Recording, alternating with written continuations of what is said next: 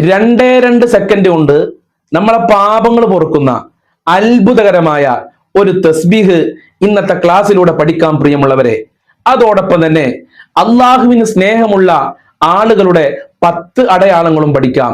ഈ 10 അടയാളങ്ങൾ നമ്മളെ ജീവിതത്തിലുണ്ടെങ്കിൽ അള്ളാഹുവിന് നമ്മളോട് സ്നേഹമുണ്ട് എന്ന് നമ്മൾക്ക് മനസ്സിലാക്കാൻ സാധിക്കുമെന്നുള്ളതാണ്. ഏതാണ് ആ തസ്ബീഹ്, ഏതാണ് ആ 10 അടയാളങ്ങൾ എന്ന് ഇന്നത്തെ ക്ലാസ്സിലൂടെ വിശദമായി പഠിക്കാം. അള്ളാഹു തൗഫീഖ് നൽകട്ടെ. അസ്സലാമു അലൈക്കും വറഹ്മത്തുള്ളാഹി വബറകാതുഹു. അൽഹംദുലില്ലാഹി റബ്ബിൽ ആലമീൻ വൽ ആഖിബത്തു ലിൽ മുത്തഖീൻ. അസ്സലാത്തു വസ്സലാമു അലൈക യാ റസൂലല്ലാഹ്. അസ്സലാത്തു വസ്സലാമു അലൈക യാ ഹബീബല്ലാഹ്. ദാറുൽ മുബീൻ മജ്ലിസ് കാണുന്ന മുത്തു മുഅ്മിനീങ്ങളെ, നിങ്ങളെ എല്ലാവരെയും നമ്മുടെ ക്ലാസ്സിലേക്ക് ഹൃദ്യമായി സ്വാഗതം ചെയ്യുകയാണ്. അല്ലാഹു സുബ്ഹാനഹു വ തആല നമ്മളെ സർവ്വ ആഗ്രഹങ്ങളും നിറവേറ്റി തരട്ടെ, സർവ്വ പ്രയാസങ്ങളും അകറ്റി തരട്ടെ. ദുആ കൊണ്ട് വസിയ്യത്ത് ചെയ്തവരുടെ എല്ലാ ഹാജത്തുകളും അള്ളാഹു നിറവേറ്റി കൊടുക്കട്ടെ. എല്ലാവർക്കും സന്തോഷല്ലേ? എല്ലാവർക്കും റാഹത്തല്ലേ? എല്ലാവരും മനസ്സറിഞ്ഞുകൊണ്ട് ഒരു 3 പ്രാവശ്യം അൽഹംദുലില്ലാ പറയൂ. അൽഹംദുലില്ലാ, അൽഹംദുലില്ലാ, അൽഹംദുലില്ലാ.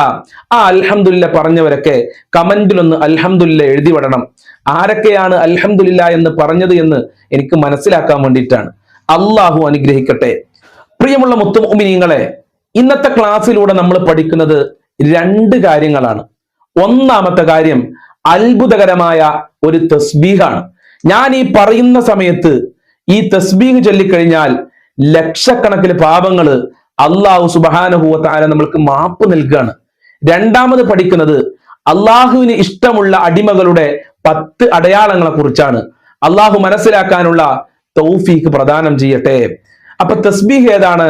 ഈ തസ്ബീഹ് മഹാനരായ സയ്യിദുൽ ബക്കരി ഇആനത്തു ത്വാലിബീൻ എന്ന് പറയുന്ന കിതാബിലൂടെയാണ് നമ്മളെ പഠിപ്പിക്കുന്നത്.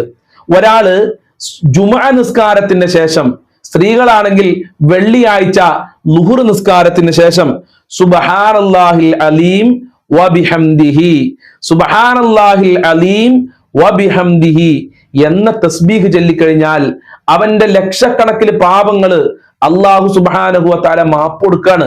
ഇത് ഇമാമിയങ്ങള് അവരെ കിതാബിൽ രേഖപ്പെടുത്തുകയാണ്. അല്ലാതെ ഞാൻ തള്ളി വിടല്ല, കളവ് പറയല്ല, എല്ലാവരും ചാനൽ കാണാൻ വേണ്ടി കളവ് പറയുകയല്ല. ചില സൽക്കർമ്മങ്ങൾ അങ്ങനെയാണ്. ഒരൊറ്റ പ്രാവശ്യം ചൊല്ലിയാൽ തന്നെ ഇരട്ടി പ്രതിഫലം അല്ലാഹു സുബ്ഹാനഹു വ തആല നൽകും. ഒരൊറ്റ പ്രാവശ്യം ചെയ്താൽ ഇരട്ടി പ്രതിഫലം അല്ലാഹു സുബ്ഹാനഹു വ തആല നൽകുകയാണ്. ഒരാൾ ളുഹുർ നിസ്കാരം ജമാഅത്തായി നിസ്കരിച്ചു, ഒരാൾ ഒറ്റക്കും നിസ്കരിച്ചു. എന്നാൽ ജമാഅത്തായി നിസ്കരിച്ചവനിക്ക് അല്ലാഹു സുബ്ഹാനഹു വ തആല 27 ഇരട്ടി പ്രതിഫലം കൊടുക്കുമെന്ന് മുത്തുനബി നമ്മളെ പഠിപ്പിച്ചിട്ടുണ്ട്. അതുപോലെ തന്നെയാണ് റമദാൻ മാസത്തില് പരിശുദ്ധ ഖുർആനിലെ ഒരു ഹർഫ് ഓതി കഴിഞ്ഞാൽ സാധാരണ ഓതുന്നതിനേക്കാൾ പ്രതിഫലം അല്ലാഹു സുബ്ഹാനഹു വ തആല നമുക്ക് നൽകുന്നുണ്ട്. ഒരു സ്വലാത്ത് ചൊല്ലിക്കഴിഞ്ഞാൽ 10 ഹസനത്ത് അല്ലാഹു സുബ്ഹാനഹു വ തആല നമുക്ക് നൽകുകയാണ്. അങ്ങനെ ചില സൽക്കർമ്മങ്ങളുണ്ട്. ഒന്ന് ചെയ്താൽ ഇരട്ടി പ്രതിഫലം അല്ലാഹു സുബ്ഹാനഹു വ തആല നൽകും. അതിൽപ്പെട്ടതാണ് നമ്മൾ ഇന്ന് ഈ പഠിച്ച തസ്ബീഹ് സുബ്ഹാനല്ലാഹിൽ അലീം വബിഹംദിഹി. എപ്പോഴാണ് ചൊല്ലേണ്ടത്? ജുമുഅ നിസ്കാരത്തിന് ശേഷം പുരുഷന്മാര് പള്ളിയിൽ വെച്ചും അതല്ലെങ്കിൽ വീട്ടിൽ വെച്ച്, സ്ത്രീകൾ ളുഹുർ നിസ്കാരം കഴിഞ്ഞ് അവരുടെ വീട്ടിൽ വെച്ച് ചൊല്ലുക സുബ്ഹാനല്ലാഹിൽ അലീം വബിഹംദിഹി. എന്നാൽ എത്ര പ്രാവശ്യമാണോ നിങ്ങൾ ചൊല്ലുന്നത് അത്ര പ്രാവശ്യം നിങ്ങളെ പാപങ്ങൾ അല്ലാഹു സുബ്ഹാനഹു വ തആല മാപ്പ് നൽകുകയാണ്. ഈ ദിക്റിന്റെ ബറക്കത്ത് കൊണ്ട് അല്ലാഹു സുബ്ഹാനഹു വ തആല നമ്മളെ പാപങ്ങളൊക്കെ പുറത്തു തരട്ടെ. ഇനി എന്റെ പ്രിയമുള്ളവരെ, അള്ളാഹുവിന് ചില അടിമകളോട് പൊരുത്ത ഇഷ്ടാണ്. ആ കൂട്ടത്തിൽ അള്ളാഹു നമ്മയൊക്കെ ഉൾപ്പെടുത്തി തരട്ടെ. അള്ളാഹുവിന് ഇഷ്ടമുള്ള അടിമകളുടെ ചില അടയാളങ്ങള് മഹാന്മാര് നമ്മളെ പഠിപ്പിച്ചിട്ടുണ്ട്. ഈ അടയാളങ്ങള് നമ്മളിൽ ഉണ്ടോ എന്ന് നമ്മൾ പരിശോധിക്കുക. നമ്മളിൽ ഇല്ലെങ്കിൽ ആ അടയാളങ്ങൾ നമ്മളിൽ ഉണ്ടാകാൻ വേണ്ടി നമ്മൾ ശ്രദ്ധിക്കുകയും ചെയ്യുക. ഒന്നാമത്തെ അടയാളം തൗബ ചെയ്യുന്നവരാണ്. തെറ്റ് ചെയ്താൽ ഉടനെ തൗബ ചെയ്യും. നമ്മളൊക്കെ സാധാരണക്കാരായ മനുഷ്യന്മാരാണ്. നമ്മൾ മലക്കുകളല്ല, മാലാക്കമാരല്ല, പ്രവാചകന്മാരല്ല. ഔലിയാക്കളല്ല. നമ്മളെ അടുക്കൽ നിന്ന് തെറ്റുകൾ വരും, നമ്മളെ അടുക്കൽ നിന്ന് കുറ്റങ്ങൾ വരും. അങ്ങനെ തെറ്റുകൾ സംഭവിക്കുന്ന സമയത്ത് തൗബ ചെയ്യാനുള്ള മനസ്സുണ്ടാവുക എന്നുള്ളത് വളരെ പ്രധാനപ്പെട്ടതാണ്. അസ്തഗ്ഫിറുല്ലാഹ് എന്ന് പറയാനുള്ള ഒരു മനസ്സുണ്ടാകുക എന്നുള്ളത് അള്ളാഹുവിന് ഇഷ്ടമുള്ള അടിമകളുടെ അടയാളത്തിൽപ്പെട്ടതാണ്. അപ്പൊ നമ്മളൊരു തെറ്റ് ചെയ്തു കഴിഞ്ഞാൽ ഉടനെ തൗബ ചെയ്യണം. ഞാൻ തെറ്റ് ചെയ്യാത്തൊരു മനുഷ്യനായി ജീവിക്കുന്നു പറഞ്ഞാൽ നടക്കുന്ന കാര്യമല്ല. കാരണം മനുഷ്യന്മാരിൽ നിന്ന് തെറ്റുകൾ സംഭവിക്കുമെന്ന് അള്ളാഹു നമ്മളെ പഠിപ്പിച്ചിട്ടുണ്ട്. അള്ളാഹുവിന് ഇഷ്ടമുള്ള അടിമകളുടെ രണ്ടാമത്തെ അടയാളം, അവർ എപ്പോഴും ഉളു എടുക്കുന്നവരായിരിക്കും. ഉളു എടുക്കൽ വളരെ പുണ്യമുള്ള ഒരു കാര്യമാണ്. എപ്പോഴും ഉളു ഉണ്ടെങ്കിൽ മരണസമയത്ത് വേദനയില്ലാതെ നമ്മൾക്ക് മരിക്കാൻ കഴിയുമെന്നൊക്കെ മഹാന്മാര് പഠിപ്പിച്ചിട്ടുണ്ട്. എവിടെ വെച്ചാണ്, എപ്പോഴാണ്, ഏത് സമയത്താണ് മരിക്കുക എന്ന് നമുക്ക് പറയാൻ കഴിയൂല. അതുകൊണ്ട് നമ്മൾക്ക് എപ്പോഴൊക്കെ ഉളു ഉണ്ടാക്കാൻ കഴിയോ അപ്പോഴൊക്കെ ഉളു ഉണ്ടാക്കുക. നിസ്കരിക്കാൻ വേണ്ടി മാത്രമല്ല ഉളു വേണ്ടത്, ഖുർആൻ ഓതാനും ഖുർആൻ പിടിക്കാനും വേണ്ടി മാത്രമല്ല, ദായിമൻ എപ്പോഴും ഉളു ഉണ്ടായാലും പ്രത്യേകം സുന്നത്താണ്.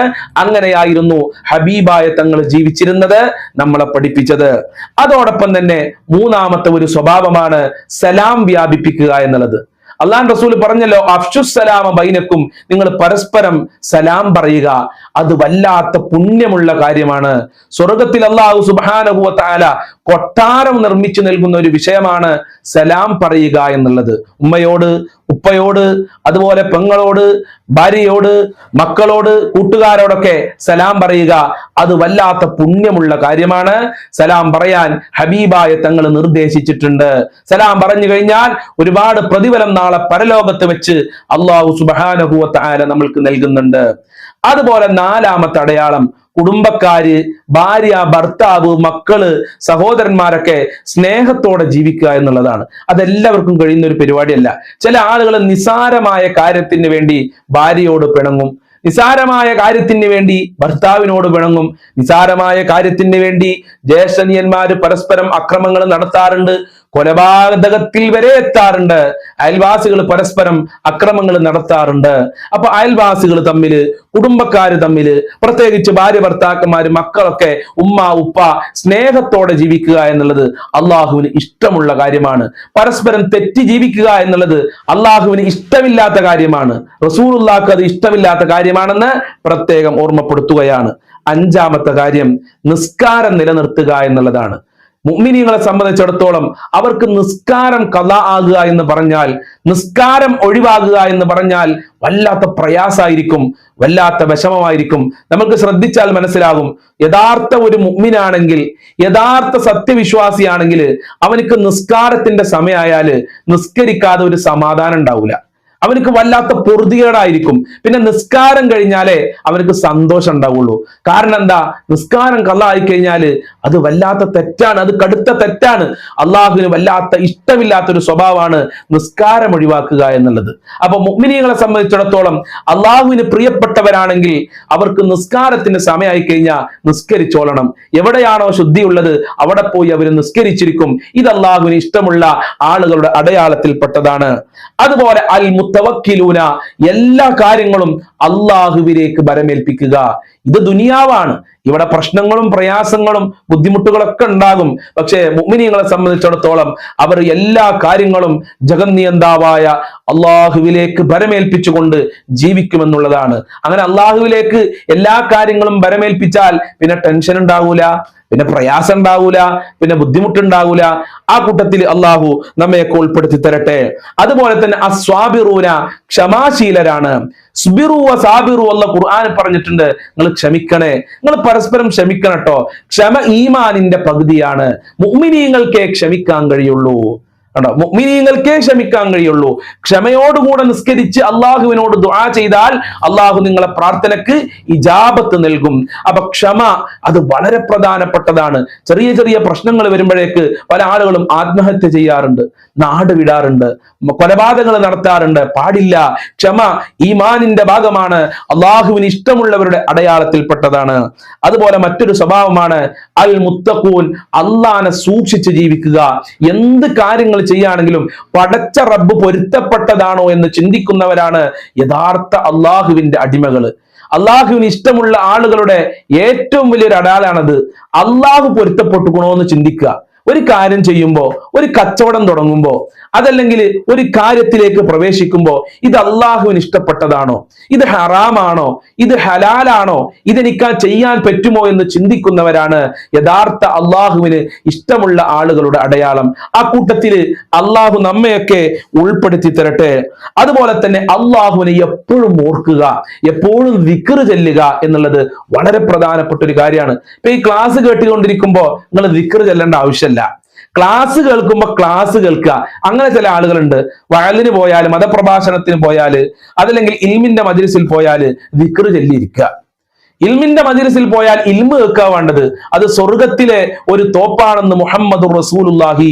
അൽ ഇൽമു നൂറുല്ലാഹ്, ഇൽമ് അള്ളാഹുവിന്റെ പ്രകാശമാണ്. ആ അള്ളാഹുവിന്റെ പ്രകാശം കേൾക്കുമ്പോൾ, ആ അള്ളാഹുവിന്റെ പ്രകാശം നിങ്ങൾ മനസ്സിലാക്കുമ്പോൾ അവിടെ നിങ്ങൾ ദിക്ർ ചൊല്ലിയാല് അതെങ്ങനെ നിങ്ങൾ കേൾക്കുക, അതെങ്ങനെ നിങ്ങൾ മനസ്സിലാക്കുക? അത് പിശാചാണ്. ആ സമയത്ത് നിങ്ങളെ കൊണ്ട് ദിക്ർ ചൊല്ലിപ്പിക്കുന്നത് പിശാചാണ്. ഇത് ഇൽമ് കേൾക്കണ്ട, ഇത് അറിവ് കേൾക്കണ്ട. അറിവ് കേട്ട് കഴിഞ്ഞാല് ഒന്നുകൂടെ നീ ഉഷാറാകും. അതുകൊണ്ട് ഇപ്പൊ ദിക്ർ ചൊല്ലിക്കോന്ന് പിശാച് നമ്മൾക്ക് വന്ന് പറഞ്ഞു തരികയാണ്. അല്ലാതെ വലിയ ആളായിട്ടും ഔലിയപ്പാപ്പായിട്ടൊന്നുമല്ല ഇൽമിന്റെ മജ്‌ലിസിൽ പോയിട്ട് ദിക്ർ ചെല്ലുന്ന ആളുകൾ എന്ന് പ്രത്യേകം ഓർമ്മപ്പെടുത്താണ്. കാരണം എന്താ? ഇൽമിന്റെ മജ്‌ലിസ്, മജ്‌ലിസുൽ ഇൽമി റൗളത്തും മിൻ റിയാദിൽ ജന്ന, ഇൽമിന്റെ മജ്‌ലിസ് സ്വർഗത്തിൽ നിന്നുള്ള തോപ്പാണെന്ന് മുത്തനബി പറഞ്ഞിട്ടുണ്ടല്ലോ. പിന്നെ ആ സ്വർഗത്തിൽ പ്രവേശിച്ചാൽ ആ കാര്യങ്ങളല്ലേ ശ്രദ്ധിക്കേണ്ടത്. അപ്പൊ പിന്നെ വേറെ ശുഗില്ലാകാൻ പറ്റൂല. ആ ഇൽമു ശരിക്ക് കേട്ടോളണം എന്നുള്ളത് വളരെ പ്രധാനപ്പെട്ട ഒരു കാര്യമാണെന്ന് അടിവരയിട്ടുകൊണ്ട് ഞാൻ നിങ്ങളോട് ഓർമ്മപ്പെടുത്തുകയാണ്. അതുപോലെ തന്നെ സ്വതക്ക കൊടുക്കുന്ന ആളുകളോട് അള്ളാഹുവിന് വലിയ ഇഷ്ടമായിരിക്കും. സ്വതക്ക കൊടുക്കുക അത് പുണ്യമുള്ള ഒരു കാര്യമാണ്. സ്വതക്ക കൊടുക്കാത്തവനോട് അള്ളാഹു ദേഷ്യപ്പെടും. സ്വതക്ക കൊടുക്കുന്നവരെ അള്ളാഹു ഇഷ്ടപ്പെടും. കാരണം അള്ള തന്ന സമ്പത്താണ് കൊടുക്കാൻ പറഞ്ഞത്. നമുക്ക് ക്യാഷ് തന്നതാരാ? അല്ലല്ലേ സമ്പത്ത് തന്നത്. അല്ല തന്ന സമ്പത്തിൽ നിന്ന് അള്ളാഹു എന്നെ കൊടുക്കാൻ പറയുമ്പോ അത് ഞാൻ കൊടുക്കൂലാറിന് പിടിച്ചു വെച്ചാല് അത് അള്ളാഹു നശിപ്പിച്ചു കളയും. നമ്മൾ ദരിദ്രനായി മരണപ്പെട്ടു പോകും. എത്ര വലിയ പുറത്തെത്ര വലിയ സമ്പന്നനാണെങ്കിലും നമ്മുടെ ഉള്ളിൽ ദാരിദ്ര്യം ഉണ്ടാകും. നമ്മുടെ ഉള്ളിൽ ഇല്ല ഇല്ല ഇല്ല ഇല്ല, എനിക്ക് തികഞ്ഞിട്ടില്ല എന്നുള്ള ഒരു ചിന്ത ഉണ്ടാകും. അപ്പൊ പിന്നെ നമ്മളാണ് അങ്ങനത്തെ ആളുകളാണ് ഏറ്റവും വലിയ ദാരിദ്ര്യം പിടിച്ച ആളുകൾ. അള്ളാഹു കാത്തു രക്ഷിക്കട്ടെ. അതുകൊണ്ട് സ്വതക്ക കൊടുക്കുക, അവരോട് അള്ളാഹുവിന് പ്രത്യേകം ഇഷ്ടമുണ്ടാകും എന്നുള്ളതാണ്. ഇങ്ങനെ ഒരുപാട് അള്ളാഹുവിന് ഇഷ്ടമുള്ള അടയാളങ്ങളെ കുറിച്ച് മഹാന്മാർ നമ്മളെ പഠിപ്പിച്ചിട്ടുണ്ട്. ഈ കൂട്ടത്തിലൊക്കെ നമ്മൾ അള്ളാഹു ഉൾപ്പെടുത്തി തരട്ടെ. ഈ കൂട്ടത്തിൽ ഉൾപ്പെടാൻ എല്ലാവരും ശ്രമിക്കുക. എപ്പോഴും വുളു ഉണ്ടാക്കുക, നിസ്കാരം കൃത്യമായി നിസ്കരിക്കുക, എല്ലാ കാര്യത്തിലും ക്ഷമിക്കുക, അള്ളാഹുവിനെ സൂക്ഷിച്ച് ജീവിക്കുക. അതുപോലെ തന്നെ എപ്പോഴും വുളു ഉണ്ടാക്കാൻ ശ്രമിക്കുക, സലാം വ്യാപിപ്പിക്കുക, എല്ലാവരോടും സലാം പറയാ. പ്രത്യേകിച്ച് ഇവിടെ ഓർമ്മപ്പെടുത്താൻ അന്യ സ്ത്രീ പുരുഷന്മാര് സലാം പറയരുത്, അത് തെറ്റാണ്. അന്യ സ്ത്രീ പുരുഷന്മാരോട് സലാം പറയണ്ട. നമ്മളെ ഉമ്മാനോട്, ഉമ്മയുടെ അനിയത്തി, വല്ലുമ്മയുടെ അനിയത്തി, ഇവരോടൊക്കെ നമ്മൾ സലാം പറയേണ്ടത്. അതുപോലെ നമ്മളെ ഭാര്യ, നമ്മളെ മക്കള്, നമ്മളെ പെങ്ങന്മാര്, ഇങ്ങനത്തെ ആളുകളോടാണ് സലാം പറയേണ്ടത്. ചില ആളുകളൊക്കെ അന്യ സ്ത്രീകളോട് പോയി സലാം പറയുകയും അവരെ മുസാഫഹത്ത് വരെ ചെയ്യുന്ന ചില വിഡ്ഢികളുണ്ട്. അങ്ങനെ ഒരിക്കലും ചെയ്യരുത്. ഉദാഹരണം പറയാ, മൂത്തച്ചിനോട് സലാം പറയാൻ പറ്റൂല. മൂത്തച്ചി നമുക്ക് അന്യ സ്ത്രീയാണ്. അതുപോലെ തന്നെ ഇളയച്ചിനോട് സലാം പറയണ്ട. അങ്ങനെ ഇസ്ലാം കൽപ്പിച്ചിട്ടില്ലല്ലോ. ഇസ്ലാം കൽപ്പിക്കാത്ത പുണ്യങ്ങൾ എന്തിനാണ് നമ്മൾ ചെയ്യുന്നത്? ഇളയച്ചി നമുക്ക് അന്യ സ്ത്രീയാണ്. അപ്പൊ അവരോട് സലാം പറയേണ്ടതില്ല. നല്ല സലാം പറയാൻ പറ്റുന്ന ആളുകളോട് സലാം പറയുക. വിവാഹബന്ധം ഹറാമായ ആളുകളുണ്ട്, അവരോടാണ് സലാം പറയേണ്ടത് എന്ന് പ്രത്യേകം ഓർമ്മപ്പെടുത്തുകയാണ്. അല്ലാഹു സുബ്ഹാനഹു വ തആല നല്ല കാര്യങ്ങൾ പഠിക്കാനും നല്ല കാര്യങ്ങൾ മനസ്സിലാക്കാനും പഠിച്ച കാര്യങ്ങൾ ജീവിതത്തിൽ പ്രവർത്തിക്കാനുമുള്ള തൗഫീഖ് നൽകട്ടെ. അസ്സലാമു അലൈക്കും വറഹ്മത്തുള്ളാഹി വബറകാതുഹു.